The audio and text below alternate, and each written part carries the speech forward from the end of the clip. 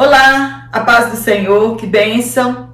Já estamos na lição de número 3, como temos aprendido a respeito da obra missionária. Já aprendemos que a obra missionária inicia-se em Deus, quando se deu a primeira comissão e o que move alguém a fazer a obra missionária, ou o que moveu a Deus fazer a obra missionária. Nós sabemos que o amor é a mola que move a obra missionária e que a obra missionária, o nosso maior exemplo, está em Deus. E hoje, na lição de número 3, falaremos sobre missões transculturais no Antigo Testamento. E os textos que foram tomados por base para estudarmos sobre missões transculturais no Antigo Testamento está em 1 Reis, capítulo 17, verso 8 e 9, e também do versículo 17 ao 22, muito conhecido, a viúva de Sarepta, e também no livro do profeta Jonas, no capítulo 1, versículo 1 a 2. Jonas é um livro bem pequeno, 4 capítulos, compensa você ler toda a história deste profeta maravilhoso. Para você que está aqui pela primeira vez, sou Jane Martins, professora e superintendente de escola bíblica dominical. Uma satisfação muito grande ter você aqui, e aos meus queridos irmãos que estão aqui semanalmente, meu muito obrigada. Obrigada pelo carinho. Você que falou de onde é, muito obrigada. Nessa lição não vou citar, mas na próxima lição, se Deus quiser, estarei citando aqui as cidades de onde a minha videoaula está chegando. A obra missionária, ela é de natureza divina, e em toda a história da humanidade, Deus se relaciona com o homem, demonstrando o seu amor e o desejo de reconciliação.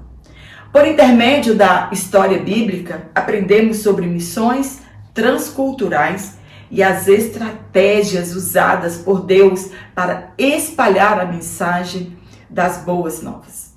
Escolheu pessoas, mesmo que contra a vontade delas, foram enviadas além das fronteiras para evangelizar pessoas.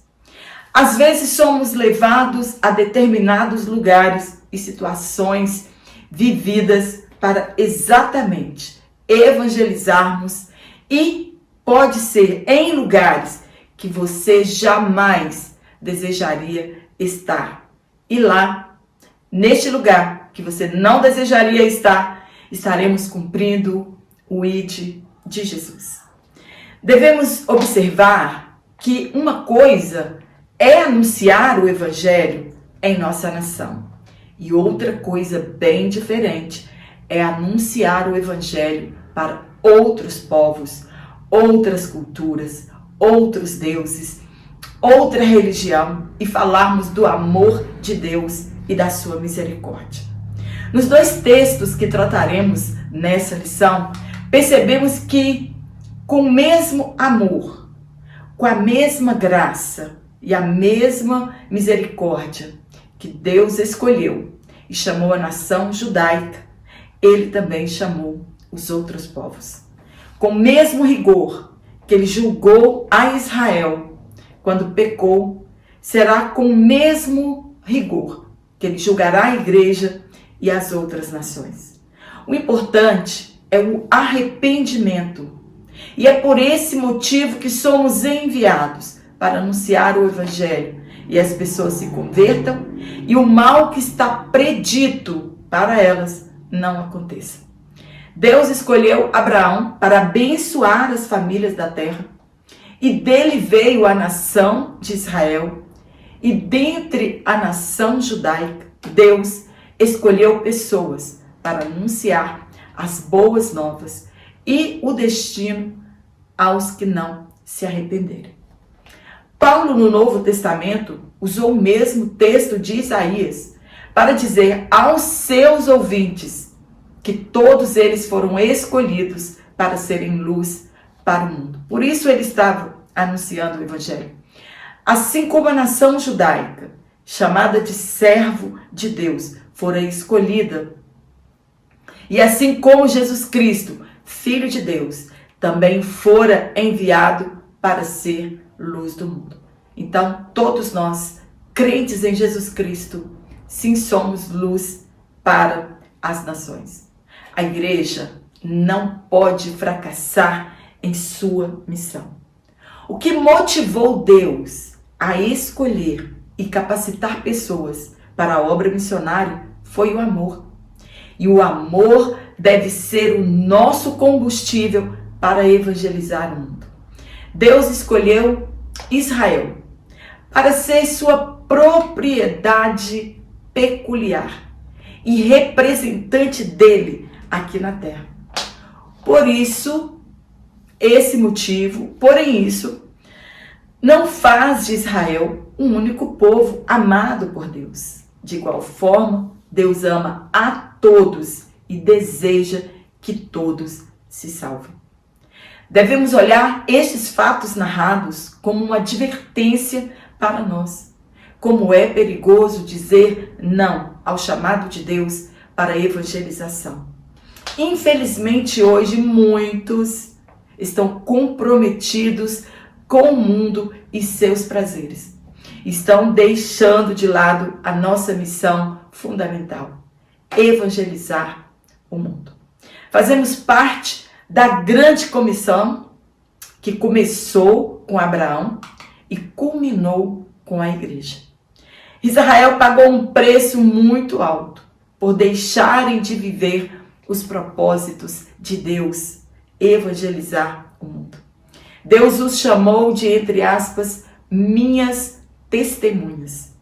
Somente Jesus cumpriu na íntegra o propósito para o qual fora enviado. É a luz do mundo, servo do Altíssimo e que anunciou o juízo aos gentios. Jesus ele veio da nação judaica para ser o Salvador do mundo. Hoje, temos clareza a respeito da responsabilidade de Israel para evangelizar os povos. Porém, eles não tinham isso bem definido e se tornaram soberbos quanto o amor e os cuidados divino em relação a eles. Nós sabemos o motivo da eleição de Israel. Eles também sabiam, entretanto, não compreenderam e não corresponderam ao chamado de Deus para serem a grande comissão do Antigo Testamento. Acreditavam que as outras nações, por não adorarem ao único Deus, não eram dignas de receberem o perdão divino e se converterem às leis de Deus. Se achavam povo exclusivo da graça de Deus. No primeiro tópico, nós vamos falar sobre Israel, um povo escolhido para um propósito missionário. Primeiro ponto, plano de Deus.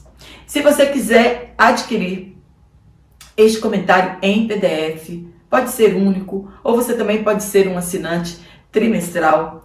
Vou deixar aqui na descrição desta aula o link do meu WhatsApp e também o link do meu Instagram, se você quiser me seguir em minhas redes sociais. E você fala diretamente comigo se realmente você deseja receber este comentário para melhorar, né, e facilitar na sua aula. E se você gosta dos comentários, não deixa de curtir as minhas aulas. Isso ajuda o YouTube a sugerir as minhas aulas às outras pessoas. E também não deixe de compartilhar em suas redes sociais. E a você que tem compartilhado minhas aulas, meu muito obrigada.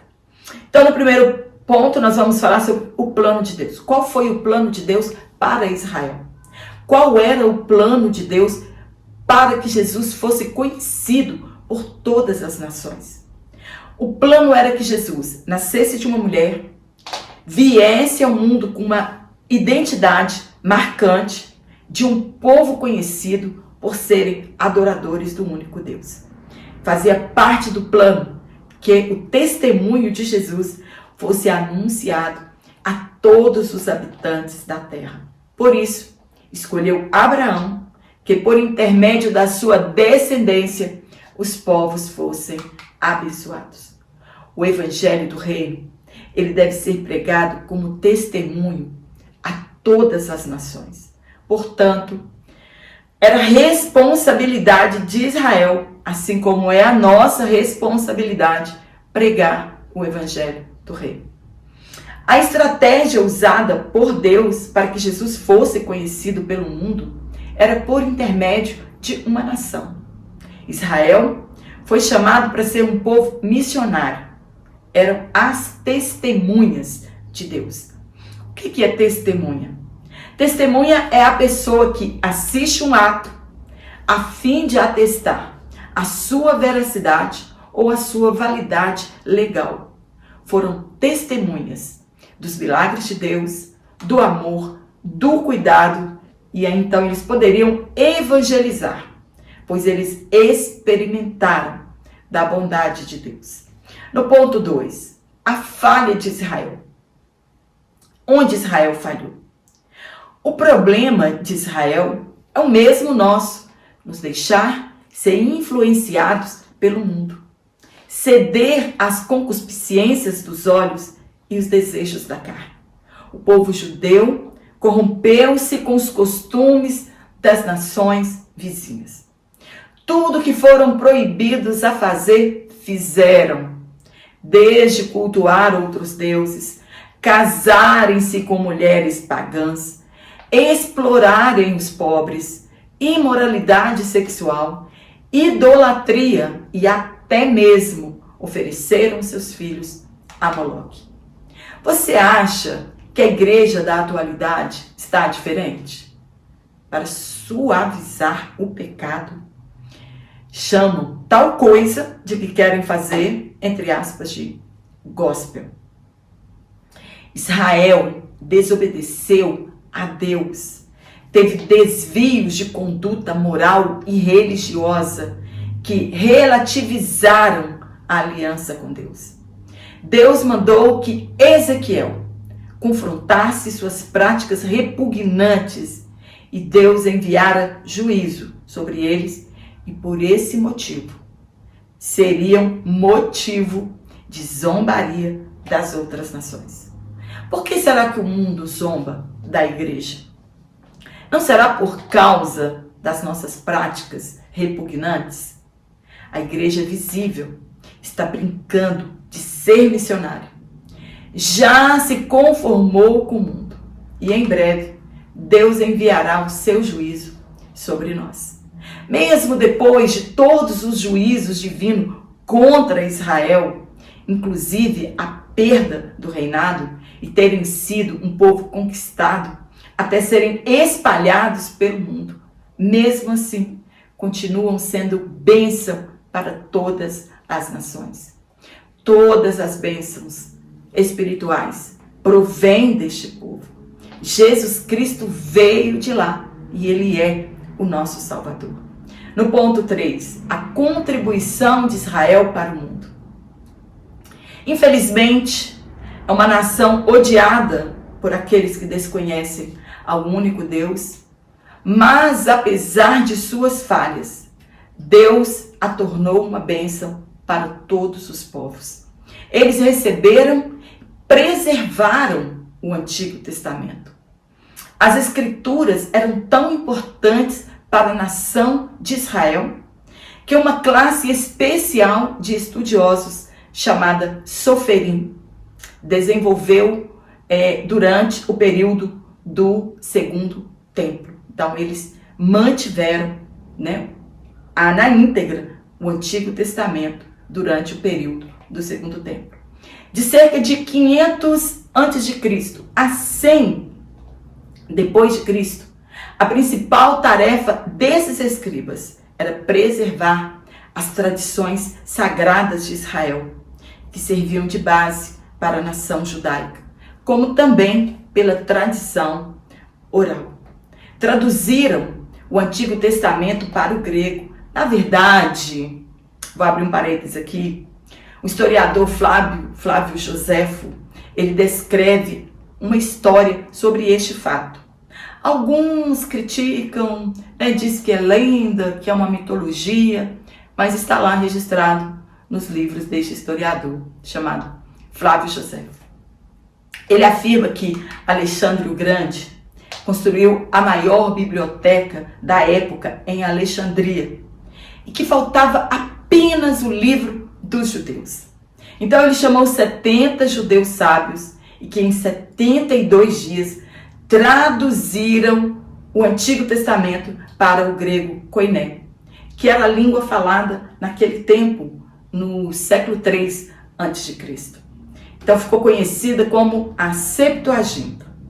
Mas muitos alegam que isso é uma lenda, né? Mas nós vamos trazer aqui para conhecimento nosso como eles preservaram o Antigo Testamento. O fato que o Antigo Testamento foi traduzido, né? A Bíblia foi traduzida, o Antigo Testamento, para o grego, por inspiração divina, para que os povos fossem alcançados.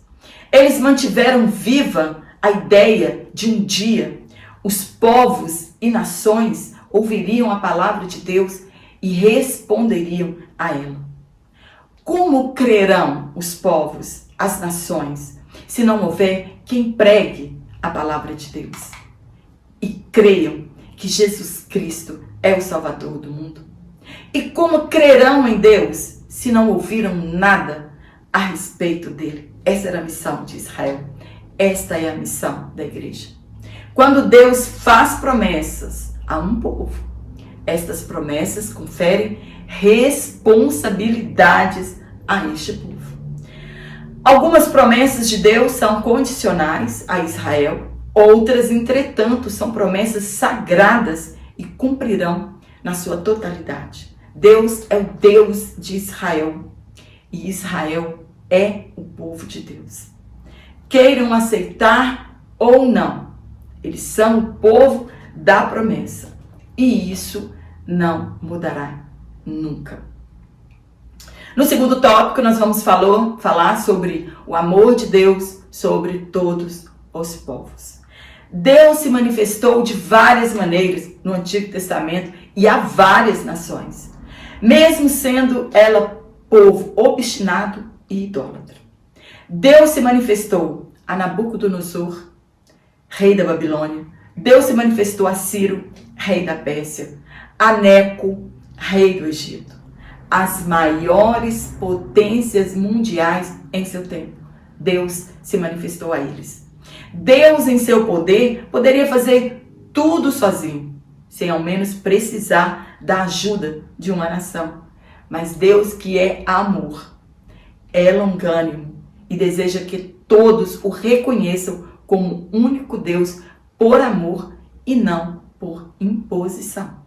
Ele escolheu pessoas dessas nações para cumprir os seus propósitos. Primeiro ponto, os olhos de Deus sobre todos os povos. Desde o princípio, o plano de salvação, os olhos de Deus estavam atentos a todas as nações. No livro do profeta Isaías, Deus desperta nações para trazer juízos a Israel. Nós encontramos no capítulo 40 ao 55 sobre isso. Então, Isaías vai falar sobre Ciro, né, que Deus chama Ciro de servo, fala sobre a Babilônia.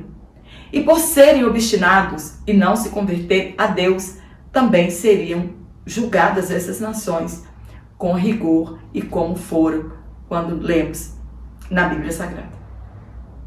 Não há dúvida nenhuma de que Deus incluiria no plano de salvação todas as nações. Nos livros de outros profetas também estas mesmas nações são mencionadas para juízo, caso não reconhecessem a Deus como o único Senhor. No ponto 2, a viúva de Sarepta e o profeta. Elias não estava em uma situação confortável, mas nada lhe faltava. Havia sustento físico, pão, carne e água, e havia sustento espiritual, pois ele estava cumprindo as ordens de Deus. Ele ficaria no ribeiro de Querite até cumprir o tempo determinado por Deus. Fora escondido por Deus dos olhos de Acabe. Se Deus não secasse o ribeiro, e se ali houvesse água em abundância, provavelmente questionaria a Deus a ordem de ir à cidade fenícia, Sarepta. E ainda ele fora instruído a morar com uma mulher viúva. Naquele tempo, quantas viúvas haviam em Israel? E por que exatamente Deus o enviou a Sarepta, uma cidade que distava de onde ele estava 50 quilômetros? Por que Deus não enviou Elias a uma família próspera? Qual era a intenção divina ao dar-lhe tal ordem? Elias nos mostra que quando Deus envia, devemos obedecer e deixar tudo a encargo dele. Os planos de Deus são perfeitos. Chegando lá, ele encontrou uma situação devastadora em decorrência da seca. Uma mulher que faria a última refeição para ela e seu filho e do resto que ela tinha, e eles apenas aguardariam a morte. Até que Deus envia alguém e diz que se ela cresce, isto é, se ela obedecesse ao profeta, ninguém iria morrer. Para um israelita, viver em uma casa de uma mulher viúva e ainda gentia era o fim de tudo. Para ele já era demais, mas ele cria em Deus apesar das circunstâncias. Mesmo obedecendo a Deus, as coisas ainda saíram do controle quando o filho daquela viúva morrera. Apesar do milagre, da multiplicação, ela não cria no Deus Criador. E somente depois da ressurreição do seu filho, acreditou que Elias era realmente um homem de Deus. Ela acreditava que a morte de seu filho era cobrança de Deus ou juízo por seus pecados do passado. Fazer missões transculturais não é fácil, mesmo tendo a certeza que é uma ordem divina. Deus plantou uma semente na Fenícia e com certeza aquela mulher anunciou as boas novas de salvação. Ela foi salva da fome, da morte e da perda de um filho. Elias era realmente um servo do Altíssimo e não um explorador da boa fé das pessoas. Se tornou uma testemunha, aquela mulher se tornou uma testemunha da grandeza de Deus, do seu amor e do seu cuidado com as outras nações, que aos olhos dos judeus estavam distanciados da promessa. Um povo estrangeiro e estranho à promessa, agora participavam das bênçãos de Deus. E é o que Deus quer que façamos, que levemos o evangelho aos povos distantes da palavra de Deus que estão sem esperança. Eles precisam do alimento espiritual. Eles precisam conhecer o evangelho para que creiam e sejam livres da morte eterna. No ponto 3, a missão de Jonas em Nínive. Jonas é um outro exemplo de missão transcultural. Jonas foi um profeta de Deus e escolhido a levar juízo e uma mensagem de arrependimento a uma nação que massacrava a sua nação. Como obedecer a um chamado como esse? É um dos poucos missionários bíblicos que fora enviado a falar a povos estranhos a promessa. No livro podemos ver o amor de Deus e a sua compaixão aos povos. Para Jonas, levar as boas novas de Deus a um povo pagão era muito humilhante. Um povo idólatra. E na sua concepção, eles não mereciam receber a graça de Deus. A mesma graça que salvou a sua nação. Infelizmente, existem muitos cristãos que acreditam que determinadas pessoas não precisam receber a graça de Deus, pois vivem uma vida tão imoral, uma conduta perversa, que muitos perdem o interesse de anunciar o evangelho a essas pessoas. Fazemos o nosso julgamento, condenamos tais pessoas ao inferno, antes mesmo de levar a palavra de Deus e talvez elas se convertam. Jonas lutou com Deus para não ir fazer missões a um povo de outra cultura. O que motivou Deus a enviar Jonas a Nínive? Claro que foi o seu amor por todos os seres humanos. Era um país inimigo, era a capital da Assíria e que por 40 anos depois destruiu o Reino do Norte em 721 a.C. Eles aterrorizaram o povo judeu e ele então relutou em fazer isso. Ele queria ser porta-voz de boas novas para o seu povo, mas ele não queria levar uma mensagem de arrependimento a um povo inimigo. Infelizmente, muitos cristãos querem o mesmo. Pregar boas novas para a igreja local é muito melhor, é muito mais fácil e você não corre nenhum risco. Não querem sair e levar o evangelho aos que ainda não ouviram e àqueles que rejeitam a Deus. Jonas, então, renunciou o chamado de Deus, mas ele não poderia esconder-se de Deus. Ele imaginou que, por desobedecer a ordem, ele tinha o poder de ligar e desligar, e que estava nas mãos dele o poder de salvar Nínive. Enganou-se, pois o escolhido não tem escolha. Era ele mesmo, e Deus não abriria mão disso. Nem que ele tivesse que descer, como desceu, as profundezas das águas. Sabe o pior de tudo? É quando dizemos não ao chamado de Deus. Nós pagamos um preço muito alto. Mas também, infelizmente, os que nos cercam sofrem por nossa desobediência. Se fôssemos só nós que sofrêssemos quando dizemos não ao chamado de Deus, tudo bem, mas o pior é que muitas pessoas que nos cercam também colhem estas consequências. Quase que todos naquele barco indo para Tarsis foram mortos pela tempestade, perderam seus bens, tiveram que jogar tudo fora em alto mar. E se não tivessem tido o discernimento de saber que aquilo que estava acontecendo era a mão de Deus naquele negócio. Não há como fugir de um chamado, nem tente fazer isso, fugir do chamado de Deus. Eles estavam ajudando um desviado sem saber e quase pagaram com a vida. E isso é um alerta para nós, quando queremos ajudar os desviados na casa de Deus, dando-lhes oportunidade, quando na verdade deveriam ser lançados ao mar.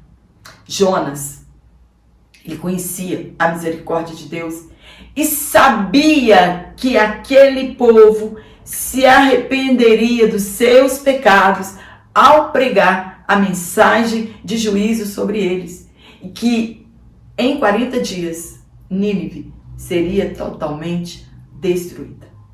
Ele não queria ser lembrado como o profeta que pregou uma mensagem de boas novas a uma nação que era algoz da sua nação. Ele não queria ser lembrado por isso. Deus tinha um relacionamento moral com os povos e por isso que eles estavam sendo julgados por seus pecados. Jonas pregou em Nínive o evangelho da segunda oportunidade. 3 dias ele pregou naquela cidade. Foi o maior avivamento da história de salvação. O rei creu, se comoveu, se arrependeu dos seus pecados e conclamou todos que também fizessem o mesmo. E até mesmo os animais jejuaram E por isso, por essa humilhação, Deus revogou o juízo. Foi a maior colheita de almas descrita na Bíblia. Cerca de 120 mil pessoas se renderam a Deus. Já ouvimos uma colheita tão grande quanto essa? Em apenas 3 dias? Nunca ouvimos. Às vezes ficamos encabulados, com Atos 3 mil, 4 mil. Imagina que no passado, no Antigo Testamento, 120 mil pessoas. Mesmo Jonas, ficando indignado com o resultado, Deus o fez ver que todas as vidas importam e que Deus ama a todos. A nossa resposta à pregação do Evangelho é o que importa para Deus e não quem éramos antes disso. Uma cidade salva, já imaginou? Pregarmos o Evangelho e termos uma colheita desta magnitude? No último tópico, nós vamos falar sobre alianças entre Deus e a humanidade no Antigo Testamento. Primeiro, alianças de Deus. Aliança é um pacto ou um tratado entre pessoas. São duas partes que concordam com algo e as partes precisam cumprir o que foi firmado a cada um. A queda no Éden deixou o homem vulnerável e sujeito ao pecado. Mas Deus já havia criado o plano perfeito, plano de salvação. Foi o meio que Deus criou para redimir a humanidade e reconciliar-se com ela. Não tinha outro jeito. Ao estabelecer alianças, o propósito era o de tornar conhecida a sua glória, o seu poder, o seu nome e receber das nações a devida adoração. Existem alianças na Bíblia que são condicionais e outras incondicionais. No ponto 2, aliança incondicional e condicional. As incondicionais são aquelas que, cumprindo ou não a nossa parte no acordo, elas acontecerão. Por exemplo, a vinda de Jesus. Deus prometeu abençoar todas as famílias da terra. E isso aconteceu. As condicionais são aquelas que, para que alguma promessa aconteça, é necessário que cumpramos a nossa parte no acordo. No caso, obedecermos a Deus e sua palavra. Jesus prometeu nos buscar, mas somente os que perseverarem até o fim serão salvos. Ele virá de qualquer forma, mas nós não iremos de qualquer jeito. Deus estabeleceu uma aliança com Israel de que seriam abençoados, seriam livres dos inimigos, seriam livres da fome e teriam vitória em suas guerras, caso fossem fiéis. Caso contrário, seriam perseguidos, vencidos pelos adversários, experimentariam a fome, a nudez, a escassez, a perda da nação e seriam escravizados pelos outros povos. Isso aconteceu, porque era uma promessa condicional de bênção. Deus firmou uma aliança com Davi, que abençoaria sua descendência, que não faltaria sucessor real a ele, e que somente por amor a ele isso aconteceria. E depois de muitos séculos, sendo vassalos de outras nações, Deus então enviou Jesus Cristo, o Rei dos Reis e Senhor dos Senhores, da tribo de Judá, da raiz de Jessé e filho de Davi. E ele está sentado no trono celestial, intercedendo por nós. Deus, ele é fiel e cumprirá tudo o que nos prometeu. Então o conselho que fica para nós, que sejamos fiel e Deus cumprirá todas as promessas que foram feitas a nós. Amém? Espero ter te ajudado com este comentário. Que você tenha uma excelente aula, que você tenha uma excelente semana. Que Deus continue nos abençoando. Quero agradecer pelo carinho de todos vocês, pelas orações, por estarem aqui semanalmente em minhas aulas. Vou lembrar outra vez, todas as aulas eu vou falar, que talvez em novembro eu vou deixar de gravar 2 ou 3 aulas. Quero tirar uns dias de descanso, de férias, colocar algumas coisas em ordem. Mas se eu tiver oportunidade, claro que eu vou trazer aqui o conteúdo semanalmente, porque eu amo, né, as escolas dominicais. E quero pedir aqui também que você ore pelo conflito que está acontecendo em Israel, né, muita dor. E o ministro de lá disse que realmente eles estão em uma guerra, não é um conflito, é uma guerra. Então, ore por Israel, ore pelas crianças, né, israelenses, pelas mulheres, pelos homens, né? A gente vê alguns videozinhos, está muito triste, desesperador, mas nós sabemos que Deus está cuidando daquela nação. Então não deixe de orar por eles, incluí-los em suas orações, para que Deus tenha misericórdia daquela nação, que é o povo escolhido de Deus, e que eles estão somente aguardando o relógio de Deus voltar a funcionar para eles. E que a igreja esteja atenta, porque com certeza em breve Jesus voltará. E eu te espero aqui na nossa próxima aula, se Deus assim nos permitir de novo. Um abraço a todos vocês.